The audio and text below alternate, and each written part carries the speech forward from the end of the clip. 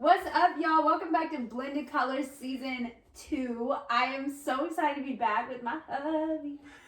I'm just like on cloud 9. First of all, you got the set really nice. You've got a pink chair for me, which is epic. Yeah. And I'm really excited about this second topic, which is... It's about planting seeds in each other. So yeah. This one's deep to me. Yeah. I think that a lot of people don't do that enough for their significant other. Yeah. I don't really know how to approach it like that for other people, because I guess some people might doubt their partner because they see minor failures, so they just think there's going to be a pattern, right? But me and you, I think that we look at shit like, if it don't work this way, like Cat Williams said, we keep trying shit. Yeah. And I think that's like a big part about planting seeds. Yeah. Because anything's accomplished. Like, you can accomplish anything. I feel like you have to manifest in your partner what you want for life. Like, you're my best fucking friend, and I'm gonna manifest and dream as big as you want it to be. Because your success is my success. And my success is your success. Right. Like, so if I've learned anything in this life, right? If I've learned anything, that I always talk about that pearl necklace, right? Like, you get pearls from people as you age and as you grow and hopefully mature and get more wisdom, is truly fighting for the person you love. And that fighting looks like so many different forms. Like, you sometimes in your partner, you'll see that they've given up, or like they're not sure, like, okay, am I really going to get across this finish line? And when you see that doubt in them, that's when you have to like muster up everything and be like, are you kidding? We're here. Like, we're so close. I think that's powerful because like we talk about this all the time. Like, it's moments in my life where I wanted to like give up film a little bit, and then the director's chair, when I opened it up for my birthday, I was just like, wow. Yeah. It kind of put me back into like let's grind mode. Yeah. Because anything you do, from music to film, anything that's not like, things you like for career day, you don't hear about people wanting to be a film director. You don't really hear. Well, I didn't really hear that growing up. But from everything, from my documentary to everything, you always push me over the finish line. Like, it's time to grind for this. It's the same way though, opposite too. Like, okay, this, like, we always have a longest journey things we can laugh about. Like the times whenever we're both like at our wits' end with whatever it might be, and it's either I'm crying and like there's no more, like I can't give any more, or you're like, I'm done, I can't, I'm done. And then somehow it's always the opposite. The other person, like if it's me in the time, you're just like, really, get up. We didn't come this far for nothing, or it's vice versa. So for me, it's that you plant seeds in your partner that are going to grow into what you want your life to be. It's pure manifestation.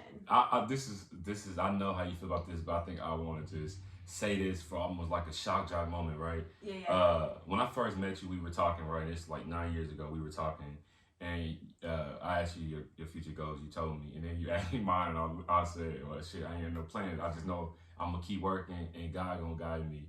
And now we've seen everything that I manifest, from documentaries to movies.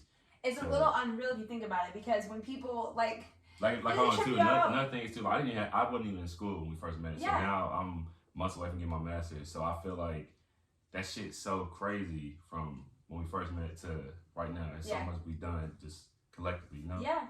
I mean, like, if you think about it, the ride, right? When you first are like, okay, well, we're gonna do this. I don't know how it's gonna look. I don't know where we're going, but we know we're going somewhere different. Yeah. Whatever different looks like, we know we're gonna go from point A to point B. Like, there is no stopping. And when we get to B, we're gonna go to C, and then D, and then we're just gonna keep manifesting things. Okay, so we talked about this, right? Like, within like 13.4 seconds. I don't even think it was that much whenever I first heard your very first song ever, and I was like, oh my God.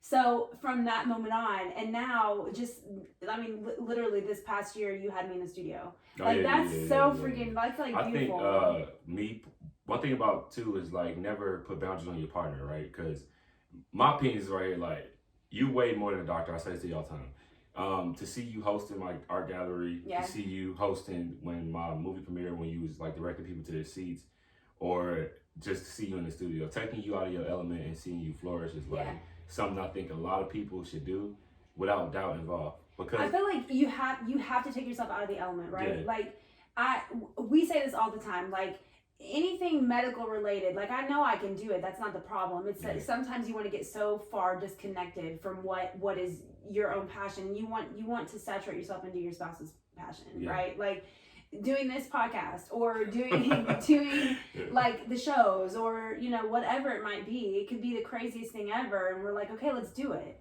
Yeah, and that's one thing too. But my friends ask questions, and I tell them all the time. Like, if I tell my wife that I'm going to the moon, she's gonna ask me what I want for lunch. Yeah. I tell everybody that asks me, like, damn, how do y'all do? Like, sometimes I don't believe the shit we do because it's like even just like when we came back from New York last week, right? We got in from New York and we made sure we put all the Christmas stuff up. We unloaded all the luggage. We started washing clothes, drying clothes, folding clothes, putting them up. After a 14-hour drive and a nonstop seeing like stuff that we never seen before in our life. Yeah. Well, because I feel like you get off the way you don't get off the high in life, right? Ooh. I'm not talking about a high from some substance or whatever. The way you get off of you don't get off that high from that love, that spark is you don't live in funk. One. Yeah. Like we came home with the goal of we knew we were gonna be shooting the next morning. Yeah. So I don't want to be shooting the next morning. We know we're gonna make our bacon and eggs. We're gonna get our little groove on like we always do. But like what you have around you is how you live.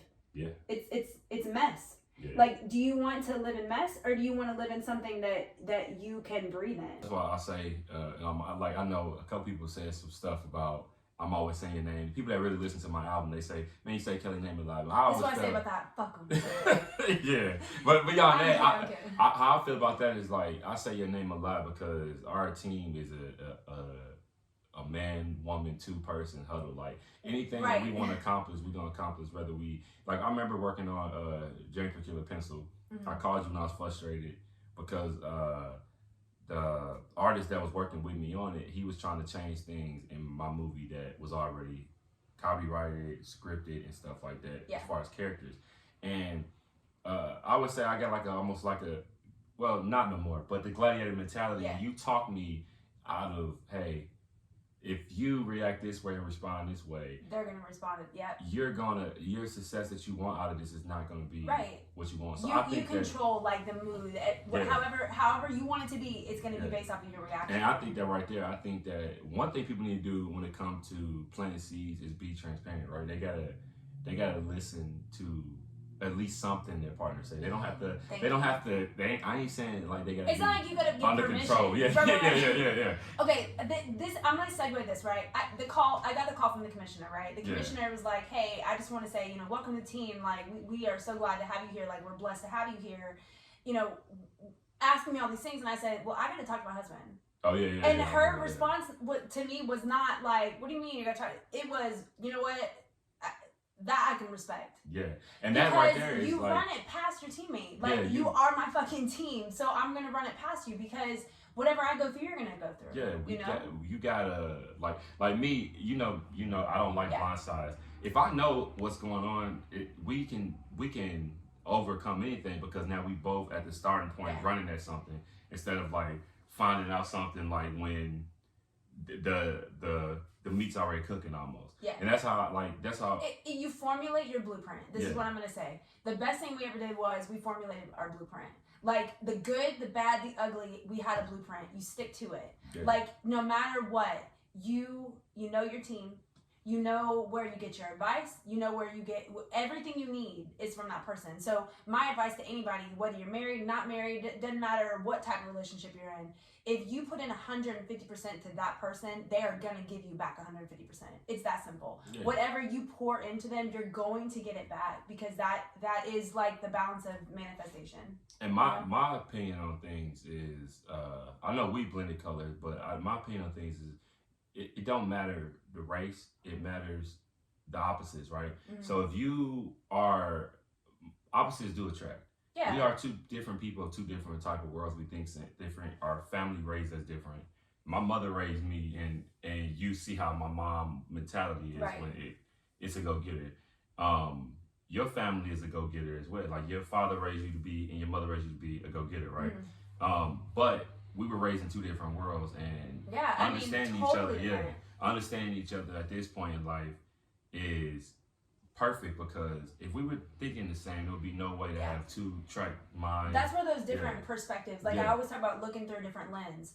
Things in my life that I never had to experience that you may have experienced in a different way, or you can look at it from a different lens. I've been able to embrace and approach things not just through my own what I was raised through or what I have seen in life, but also I got to blend in things that you had seen. So most people would say, if I could go back and do it again, or, you know, hindsight is 2020. Well, it's really nice actually not to have to look back. It's nice to have somebody right next to you working through things with you, and you don't have to go back and be like, damn, I would have done it differently. And some of the best advice you ever gave me in my life, that's not romantic, right, was if you have to go anywhere and be a gladiator or have that mentality wherever you go, you don't need to be in that place. And that's almost equivalent to what Kevin Gates said one time when I heard him talking. He was saying, like, somebody told him, if you gotta go travel with a gun to a place, you don't need to go there. When I heard you say that, it's kind of like, man, the mentality that I had growing up and the mentality that has changed me just experiencing life, right? Because you'd be so disappointed in your partner when you're like, that you're too smart to be done. Do you know what I mean? Like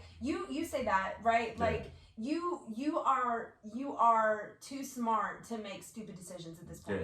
If you have so much to lose, why jeopardize your livelihood, your children, and your right life, there, your family, your goals? That kind of helps you. Sometimes in life, you need, those are the type of seeds that you need to plant too.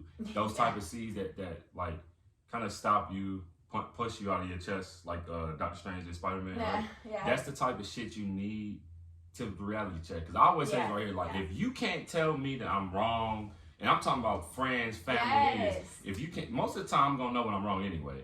It's just if I'm gonna give a fuck if I'm wrong, or if I'm gonna really, you know, understand that, okay, I need to chill, right? But if you can't tell anybody in your circle that they're wrong, they do not need to be in your circle. Or vice versa, if your circle's not telling you you're wrong. Like, as a leader, as somebody who, you know, is usually running things for other people, you have to, those other people around you should feel so empowered by you to be able to say, hey, you may need to look at this differently. If those people in your circle are not at the caliber to tell you that, hey, you may need to take another look at this, they are not the right people. You don't need a bunch of yes men around you. If you get a bunch of yes men around you, even with your partner, even with your friends, any of that, plant seeds with your children. You can plant seeds in them, and that's to let them know. One thing we teach the boys is to be men of understanding. You have to understand every aspect of life, right? Did I say that word right? Okay. I was like, I'll make sure I said this shit right. You did. You got to understand every angle, because your mentality can actually ruin things for you, or it can land you in a better position. But you gotta be a person of understanding. You gotta stop, listen, and understand where people coming from. Well, blended colors for us is not just right here. It's not just this level. We have blended colors even in our children. And what one person is able to do in this life, another person may not be able to. And unfortunately, that's something that it is real, and you have to address that, because that's something that can get you killed if you don't. And so for us, being able to identify those things and incorporate that into our children, and how their understanding is that it may be different for other people. It doesn't mean it's fair. It's not fair. But you have to understand that you cannot put somebody in a situation that may get them killed based off of what they have, you know, the opportunity they don't have. That could be physically and mentally about being killed. You could really be the walking dead, living life based off like depression, anything. So so my thing is this right here, to wrap this all up, is especially when you plant seeds in your partner, make sure they're positive seeds. So or even this right here, because this is what I see a lot. I hear a lot of this from a lot of my friends. They tell me like their significant other, they told them what I did and they shut it down. You have to let people fail, right? Because Arnett say, let people fall in shit to let them know it stink, right? But me, you gotta let people know if the water is hot or cold. They gotta be willing to swim at their own risk. If they jump in that water and it's hot, they're gonna either get out or stay in. Yeah. And that's like how you live life. If I go for something and it don't turn out the right way, I'm either my feelings gonna get hurt, or I'm gonna learn like maybe I should try it differently, or maybe this ain't my craft. I mean, we learned that in college. We both have changed our major at some point before graduation, and that alone is right there. Like, this ain't for me. As long as they can see it, that they have. But it's okay to try. That's like, you know what I mean. As long as they have the clarity to see that when they're right and wrong, then I think that planting the right seeds to help people grow. This is what I will say. Negativity breeds negativity. Positivity breeds positivity. Jewel dropper. Like, pour water on the seeds and how you want them to grow. If you want to have a positive experience with your partner, with your children, with your coworkers, with whatever your career, breed positivity into it. And this one thing I'm gonna say this before we go right here, okay? This one thing I did learn in 9 years of being with my wife, right? That it is like you can try to stay mad at each other, right? People put more energy into being mad and just and it's tough the whole time. You can't breathe. Instead of like, just one person like, hey, right? bro, I don't want to even argue today, and y'all can fix it immediately. Yeah. And I think that over time, people, well, the older you get, the more mature you're supposed to be. But some people ain't like that. But I'm speaking to people that got sense. So I think that's something too. Besides just planting seeds, what is it? Be logical. Be understanding. Right, and like sometimes in your moments of irrationality, you forget that the person who is going to be there with you 5 minutes after you get back into your rational state of mind is usually the person right next to you. Yeah. So like, just sometimes all you gotta do is just grab their hand and be like, "You good? Yeah, relax. Let's keep going." Right? Yeah. Life is hard enough as is. You will always face obstacles and challenges, and things will be thrown your way that you can't handle. But breeding positivity always makes it easier to overcome. Jewel dropper right there. Yeah. So hey y'all, thanks for checking in with us. And remember, check us out Wednesday. We're gonna be giving y'all a different place we've been to before, which is Chicago. We've been to Chicago more than once. Foodies all the way. And thanks y'all for tuning in, and we out.